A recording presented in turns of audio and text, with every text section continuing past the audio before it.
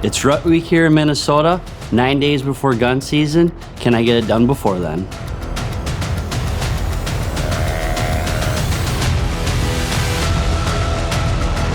I just stuck it. Oh my God.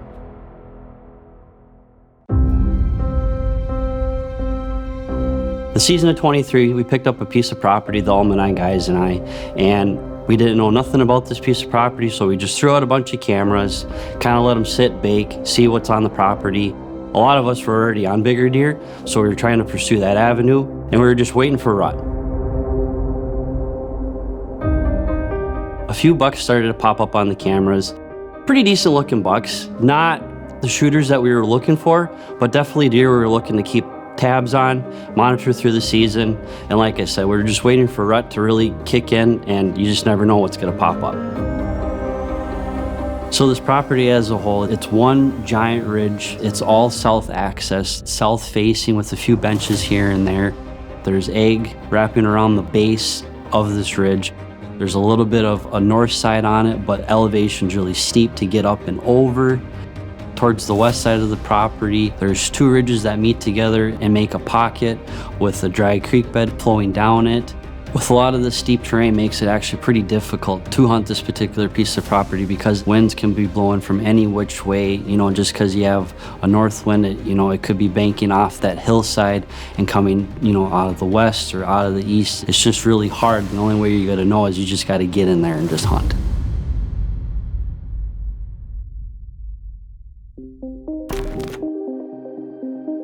We knew going forward that this was going to be a rut for him.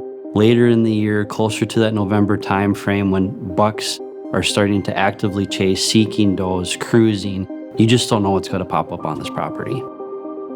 One of the deer that stuck out to me during the 23 season was this nice 8-pointer. He had long sweeping beams, tall tines, but you could just tell that he was a younger deer. Just seemed like this deer needed one more year to see what he was going to bloom into the following year. Jump into the spring of 24, some of the guys decided to shed hunt the property, and they actually picked up a few sheds. One stood out in particular, it was a nice 4-point side. My buddy Brian Lemke, his son Declan, picked up the shed actually. It was on the east side of the property, and during that season, it was in the middle of the pick bean field. Looking at this shed, he had really good pedicle, suggested that he might have been a little bit older than what I was thinking. He had the nice long sweeping beams. He had really good tine length, decent circumferences. Definitely something to look forward to during the hunting season of 2024. It's the summer of 24, time to throw out cameras. During that time of year, I'm really busy doing a lot of editing TV shows, and actually editing the 24 season of the Hunt Breakdowns. And I just don't have a lot of time to get out there and put boots on the ground. So a tactic here is to run cameras, let the cameras do the work for me from afar before I really dive in deep and get boots on the ground. One spot in particular on this piece of property, I kind of call it the cloverleaf. The reason why I call it the cloverleaf, there's just trails everywhere. A lot of intersecting trails, really good spot to throw up a couple cameras. So I threw up a couple cameras in that section and then ran a couple other cameras on the edge of the ag field. This year for the 24 season, it was corn. Tons of places for deer to hide. I just have to stick with my gut and just let the cameras just do the work for me from far.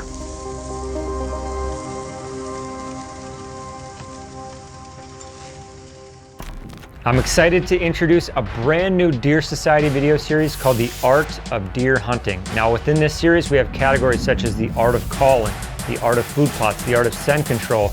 We're gonna detail and break down all things in these categories plus more, from trail cameras, stands, scrapes, all things related to successful deer hunting is what this series is all about.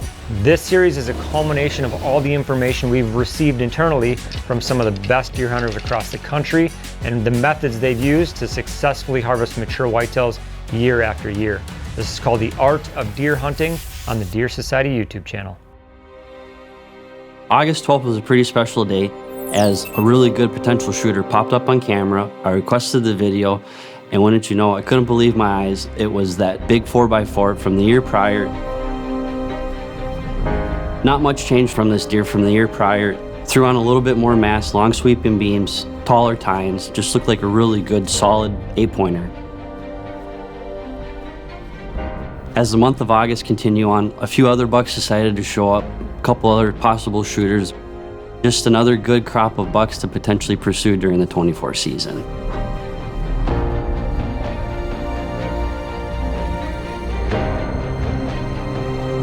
As October was getting closer and closer, the two deer that were starting to show some sort of pattern was that wide 9-pointer and also that big 8-pointer.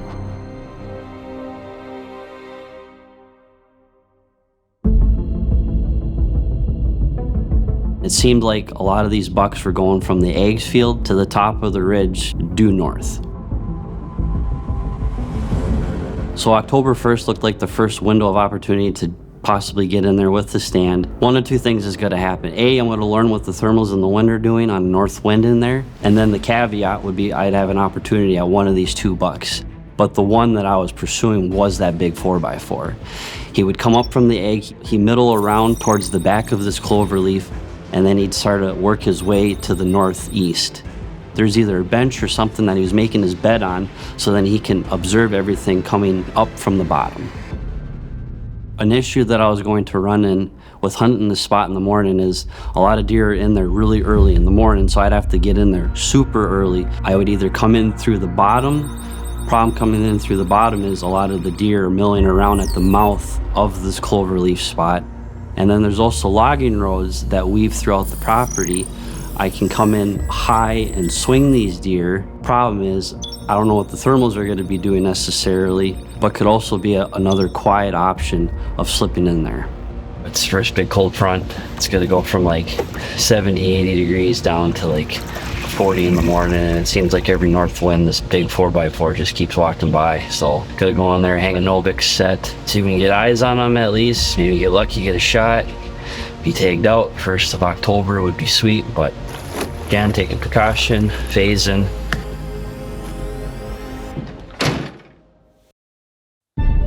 So the morning of October 1st comes around, I am up in the stand nice and early, I phase up, and I just kind of just sit and wait till I get enough daylight.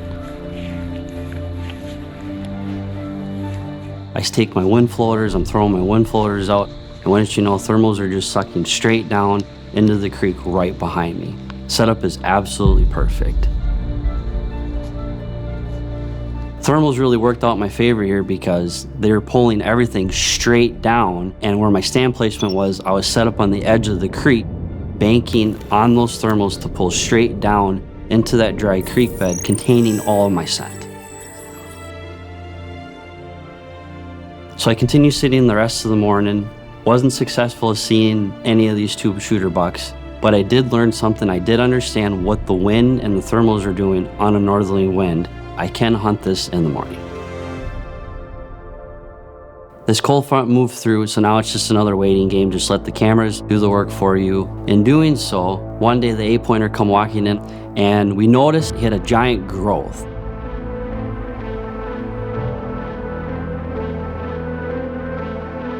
All of a sudden, boom, gone, disappeared. A couple things could have happened here. He either moved off and got closer to his rut territory, or eventually this growth caught up to him, ended up making him feel sick, and he just bedded up and he possibly even died. Not much I can do here. It's Mother Nature. All you can do is just sit back, hope and pray. This time of year, this is middle of October, scrapes are starting to become apparent now. And knowing that from years prior, this is where I started to put more boots on the ground, doing a little bit more exploring and scouting, trying to identify where a lot of these scrapes are and moving a lot of my cameras on these scrapes.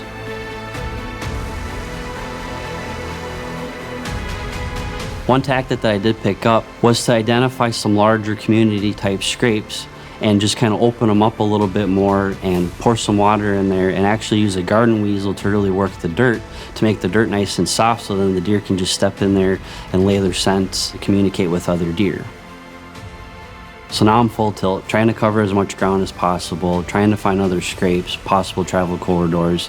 Now just really shifting focus, setting up for the later weeks to come during the rut week.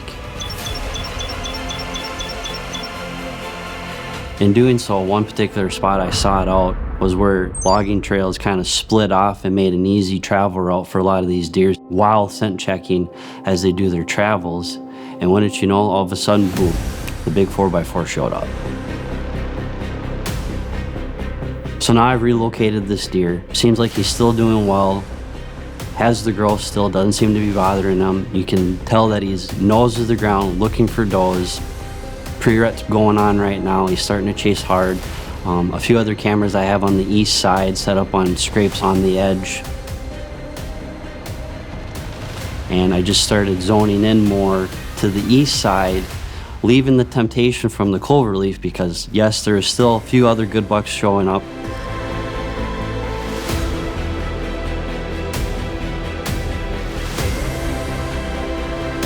I'd be happy to shoot them, but I just had it in my mind that I wanted to pursue this big 4x4. And looking in the 23 season pictures, I discovered that this 4x4 did the exact same thing. You know, it got closer to the pre-rut. He moved over to the east side, started to make his home, and he would start his rut activity over on the east side. Now the first week of November is approaching, and now I'm starting to transition from monitoring my cameras and pick out a few spots to do a couple hanging hunts.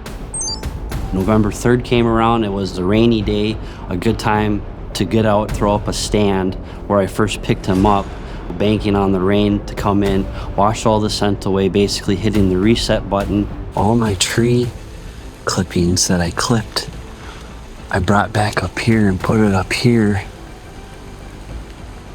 for backdrop cover. So now I'm not as exposed. Oh, or my clippings I clipped for my shooting ones. Oh, some sort of backdrop. It's raining, it's nasty, but this is the time to make big moves. I'm making a pretty big move. Fingers crossed, hopefully this works out. November 4th, I dedicated to be observation sit. I was gonna set up on that red oak where I was getting the big 4x4, hitting scrapes, and coming to that field later in the evening. Seeing if I can get eyes on him, see where he's coming out. I kind of have an idea of the following day I'm gonna jump there where I have a stand and pretty much sit all day. Might have to come down and hunt down here, but making big moves. Gun season approaches.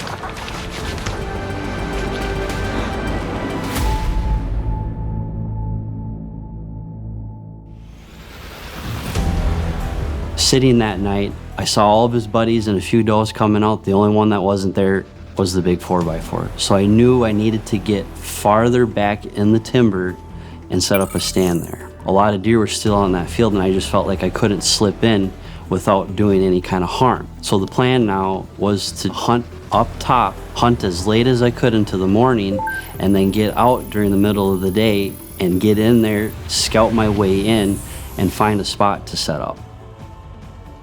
To the northeast of the spot was a huge honeysuckle bedding area. They would swing from the north or swing from the south while scent checking. It just seemed like a lot of deer were continuously flowing through here. So I hunted this spot a few days, did an all-day sit, saw a couple bucks. I knew I was in the right area, just needed to wait it out.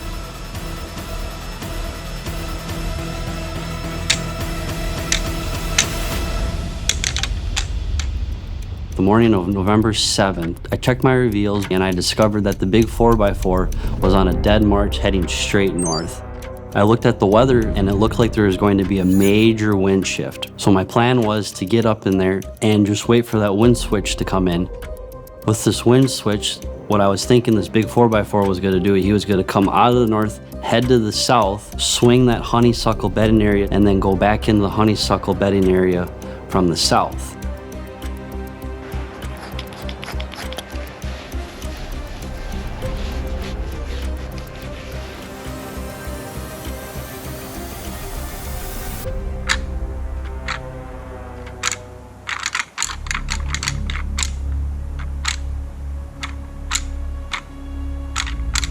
That morning as well, there was a lot of heavy, dense fog, putting a lot of moisture in the air, heightening the deer sense of smell. So I was continuously throwing wind floaters out to see where the wind was going.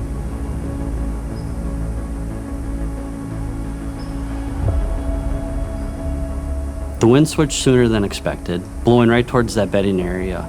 Knowing that wind was switching, I got down, reason being I didn't want it to impact my hunt for the evening. All right, so we're kind of heading towards the far east side. We're down below where I was hunting this morning. And we're just gonna kind of poke around and see if we can find any big deer sign. And as I say that, I look up. There's a giant rub right here. Look at that. Holy crap, dude. That is a big rub. Wow. That is insane. It's trashed. And I have not been over here yet. I wanted to poke around in here. That 8-pointer's been over here quite a bit. So let's kind of poke around in here, see what we can find, and get a Novix hung up in here for this afternoon evening hunt. God, it looks really good in here. Like, I mean, really good.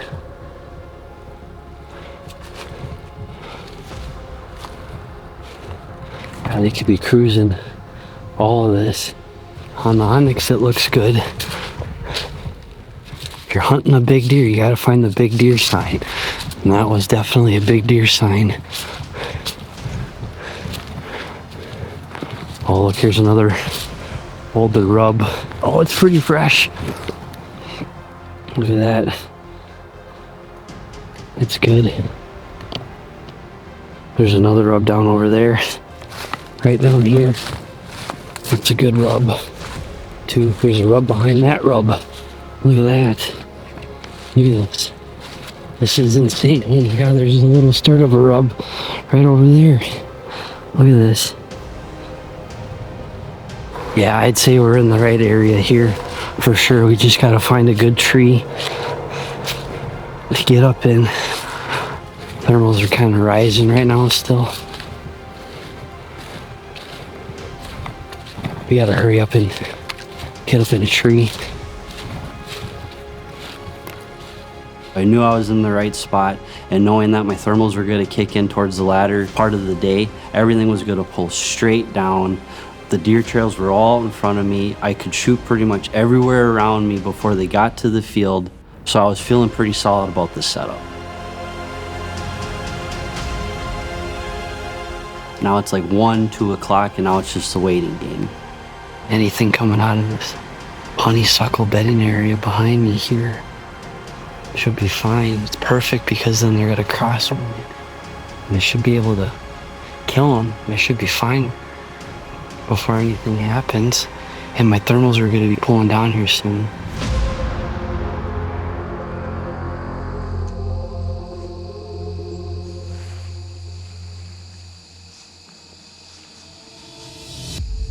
Sun's coming down, and then all of a sudden you hear the classic rustle of the leaves. I looked towards the top of the ridge where the sound was coming from, and I seen a glimpse of antlers. Not really sure what it was. I was kind of leaning back and forth trying to identify what the deer was, what the buck was. And I told myself in my head, I was like, just stop, quit moving around. The deer's gonna clear, you'll identify, and then it's either gonna be go time or you're just gonna sit, watch, and wait patiently again. Well, the deer finally cleared, and wouldn't you know, it was the big 4x4. Game on. It's the big 4x4. Oh my gosh.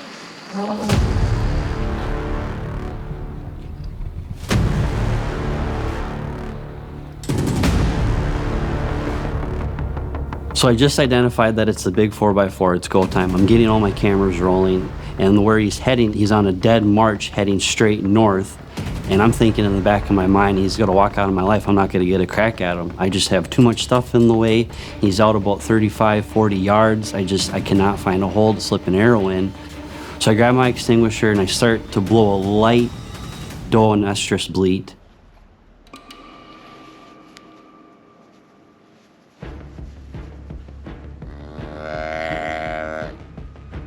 He didn't seem to hear it because he's walking in the leaves making his own noise. So I increased the volume of that doe and estrus bleat.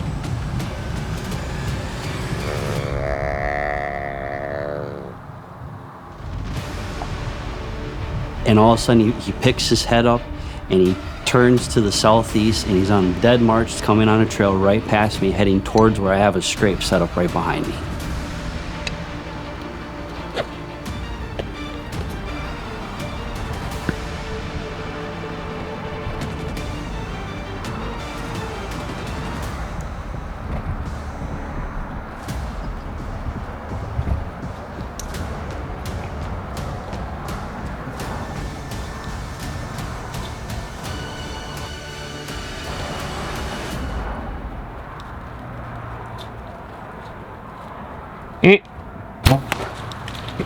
Got him! Oh my god! Oh my god! I got him! I got him! I got him!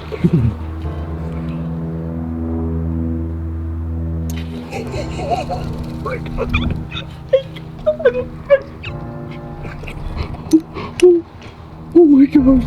Oh my god!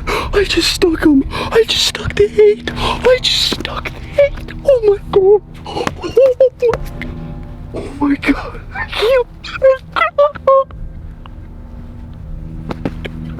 Oh my god! Oh my god! Oh, it's 2:30! Oh my god! Oh my god! I just shot my biggest Minnesota buck today! Oh my god! Oh, dude! Oh god! I hope it was on camera! Oh my god! Oh, I got him! I can't believe it! I got him! I can't believe it! I got him! Oh my god, he came out of frame though. Oh my god! Oh my god! Oh my god! He's a big 8-pointer.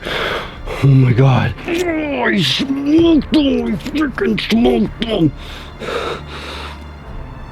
Oh, dude, he's a hammer of an 8-pointer. Oh my god. I'm just gonna give him some time. Oh. Now I just harvested my biggest buck to date here in Minnesota. Absolutely ecstatic. Actually reminiscing, the last time I shot a deer here in Minnesota was about 8 or 9 years ago when I was self-filming with a client, and they gave me the opportunity to harvest my first deer, and that was the last time I shot a deer here in Minnesota. So for me, it was a pretty special moment. Okay, just got out of the stand. That's where I was sitting. Oh, instant blood. Oh my goodness. That mega meat tore him up. Holy crap. Oh wow, I went all in it. Oh my goodness. Oh, that is a gnarly broadhead. And I can't believe I got a pass through. Old turkey feather, barbed turkey feather strikes again, baby. We'll follow the blood trail. Look at that. Oh crap, dude.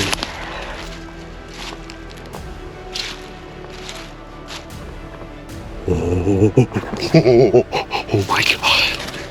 Oh my god. Oh, holy. Yup, it's him. It's the big 4x4. Oh, dude. Oh my god, look at this sucker. Holy smokes. Biggest Minnesota deer to date. Golly, look at that. Wow, I can't believe I got it. This is the first time I've been able to get a mature shooter deer on camera and kill him here in Minnesota. Oh my goodness. Oh my golly. Holy smokes. Wow. What a chess match. Beautiful, long, sweeping beams. Oh my goodness. Good tines, good brows. My god. Look at that. Holy smokes, guys. As I'm looking at this buck and admiring him, I turned my focus over to that growth that was on his side. expecting there to be a hole or an incision of some kind. To my surprise, there just wasn't. You know, at first I was thinking either he got gored or someone had a first crack at him. It must have been some sort of small incision to where it just got infected and it just ended up growing right there. After this hunt unfolded itself, I was actually able to do something that I don't normally get to do. I was able to actually celebrate with my dad. Yeah, it's a big one, ain't he? Yeah. Let's go. Wow. That's a big body. 8 feet. It was really special to have my dad come down, celebrate with me, snap a couple pictures, you know, watch the footage that I was able to capture during the 24 season. Just really bringing that full circle, able to celebrate with my dad. We're stuck. Why are you still whispering? I don't know. He's dead, I don't know why either. So this deer actually ended up doing exactly what I thought he'd do. He come out of the north, he swung to the south, heading back into the bedding area. Now this was in the middle of the day. I ended up cranking him at 2:30 in the afternoon. A lot of times where guys are not out there. So doing an all-day sit during that first week of rut can be extremely beneficial. Some of the keys to success during this hunt was, 1, trail camera. Putting them in key locations from years prior. When the time came and some of these deer ended up breaking off into their rut core areas, scrapes started opening up, moving and zoning in on those scrape areas, really starting to get in there, be mobile, get aggressive, being surgical with my movements to make a move to kill this deer. Another key to success was scent control. Using the phase system, you know, doing all the preparation that I can and understanding of wind and thermals and what those are doing in certain areas. Using the wind floaters to see if I either can continue hunting or if I need to bail out and start executing a different plan earlier on. And calling. Understanding that this type of year and knowing that this specific buck is actively looking for does. Using the extinguisher, using soft doe bleeds to turn that deer just enough to create a window of opportunity. Thanks for watching this Deer Society Hunt Breakdown. Subscribe to the channel for more great educational content to help you become a better hunter. From podcasts to the Art of Deer Hunting series, hunt breakdowns, tips, tactics, and a whole lot more. The Deer Society is all about deer hunting education.